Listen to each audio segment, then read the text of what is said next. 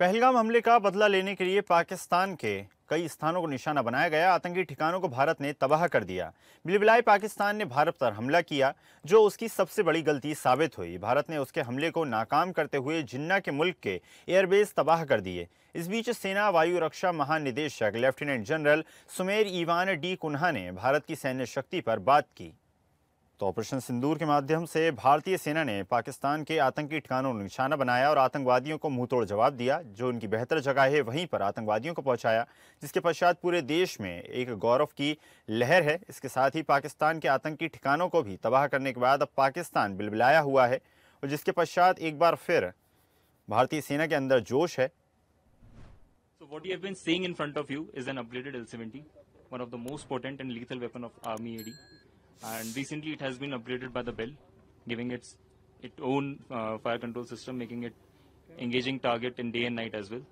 And one of the greatest step towards Atmanirbhar Bharat during the Operation Sindoor, it has played a important role for shooting down all the aerial platforms that have been trying to ingress into the Indian airspace. And this gun have proven its potential once again. Fire control radar है। इस radar की मुख्यतः 3 खासियत है। यह लंबी दूरी से आने वाले किसी भी एयर एक्टिविटी को सर्वेलेंस कर सकता है। नजदीक आने पर यह दुश्मन के एयर प्लेटफॉर्म को ट्रैक कर सकता है और गन के माध्यम से दुश्मन के एयर प्लेटफॉर्म को सटीकतापूर्वक डिस्ट्रॉय कर सकता है। आज के इस आधुनिक इलेक्ट्रॉनिक वारफेयर के माहौल को ध्यान में रखते हुए दुश्मन की ओर से इस रडार पर की गई जैमिंग को काउंटर करते हुए यह अपने मिशन को सफलतापूर्वक पूरा करता है। इस रडार ने इस ऑपरेशन सिंदूर में अपनी इसी खासियत की वजह से इस क्षेत्र में आए हुए दुश्मन के सभी एयर प्लेटफॉर्म को न्यूट्रलाइज करने में अहम भूमिका निभाई है। जय Hind. I'll start. Welcome and Jai Hind. This system in front of you is a Akash Tir command and control system. So it has been developed by Bell, which is our own organization, and it's a feat towards the Atmanirbhar Bharat and Make in India initiative. So what exactly this system had done? It was a command and control center. It had collated all the surveillance feed in this particular theater of all the radars which are deployed in this location. So basically it collates the surveillance feed of all this theater, presents on a screen and enhances the situational awareness of the commander who's sitting here. तो हमने कुछ target निर्धारित किए हुए थे जहां से वो उग्रवादी गतिविधियों को प्रोत्साहित कर रहा था और उनको सपोर्ट कर रहा था। उनको जैसे ही सीज फायर वायलेशन हुआ तो हमने उनको भरपूर जवाब दिया है। तो कितना डैमेज हुआ पाकिस्तान में?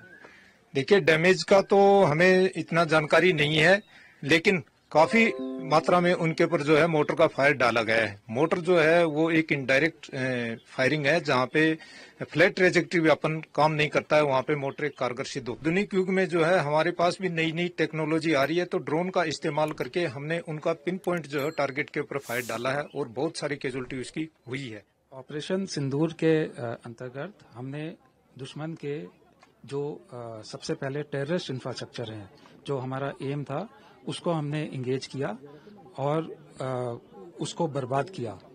इसके बाद क्योंकि हमारी फायरिंग बहुत ही एक्यूरेट थी, तो दुश्मन ने चाहा कि वो हमारे गन एरियाज को इंगेज करे, बट उनका जो फायरिंग था वो इतना एक्यूरेट नहीं था और हमारा जो प्रिपरेशन था वो बहुत ही अच्छा था, तो हमको कोई भी नुकसान नहीं हुआ। ये देखते हुए दुश्मन ने हमारे सिविलियन एरियाज में फायरिंग करनी शुरू करी, जिससे कुछ एक सिविलियंस को नुकसान पहुंचा।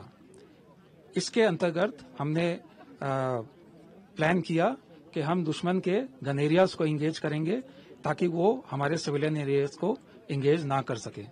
तो हमने उनके गन एरियाज को इंगेज किया, उसको बर्बाद किया और उनकी जो एलओसी पे जो पोस्ट हैं जो इन्फिल्ट्रेशन को असिस्ट करती हैं उसको इंगेज किया और उनको भी बर्बाद किया। इसके बाद हमें पता चला है कि दुश्मन का मोराल बहुत ही डाउन है और उसको बहुत इंफ्रास्ट्रक्चर डैमेज हुआ है और हानि हुई है। So it was on the 10th of May morning around 5:30 that when the Pakistan could not gain dividends in the hilly sector, they opened their fire towards our plain sector, which is our region.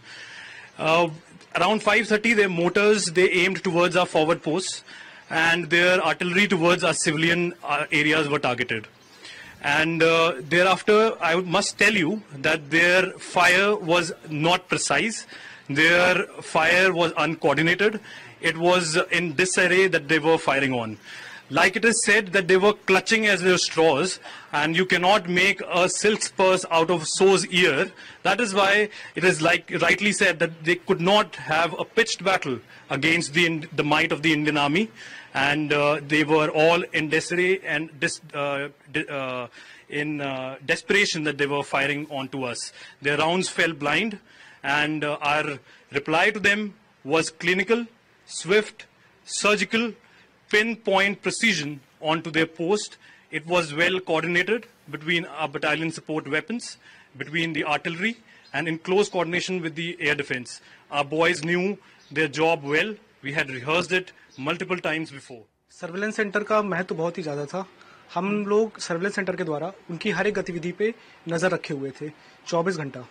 वो कोई भी हरकत करते थे उसका हम लोग को लाइव फीड मिल जाती थी, तो उससे हम लोग उनकी कोई भी एक्शन के लिए रेडी रहते थे और उसका काउंटर करते थे। सर्वेलेंस सेंटर में जैसे आप देख सकते हैं कि लाइव पाकिस्तान के जो पोस्ट हैं वो विजिबल है।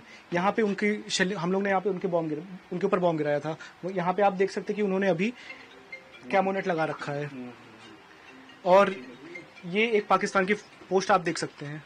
तो अगर पाकिस्तान की कोई भी पोस्ट हम लोग को विजिबल है तो वहाँ पे कोई भी हरकत होती, जैसे टेररिस्ट आते या उनका लॉन्च पैड होता, तो हम लोग को उसकी इन्फॉर्मेशन पहले ही हो जाती थी। इसके वजह से हम लोग ने जो अपना सर्वेलेंस सेंटर है इसके द्वारा 24 घंटे उनके ऊपर नजर रखी, और कोई भी शेलिंग के टाइम जो उन्होंने इन्फिल्ट्रेट करने की कोशिश की उसको रोका। हम लोग के पूरे फेंस के अलोंग हम लोग ने हाईटेक कैमरे लगा रखे हैं जो कि डिटेक्ट करता है अगर कोई भी मूवमेंट होती है। अगर वहाँ पे कोई पर्सन मूव करेगा, कोई गन लेके मूव करेगा, तो उसका डिटेक्शन ऑटो डिटेक्ट हो जाता है और हम लोग को यहाँ पे पॉपअप के द्वारा पता चल जाता है। तो उसके द्वारा हम लोग ने कोई भी शेलिंग के टाइम जो उनकी इन्फिल्ट्रेशन की कोशिश थी उसको रोका, और उनको हर फायर का मुंह तोड़ जवाब दिया।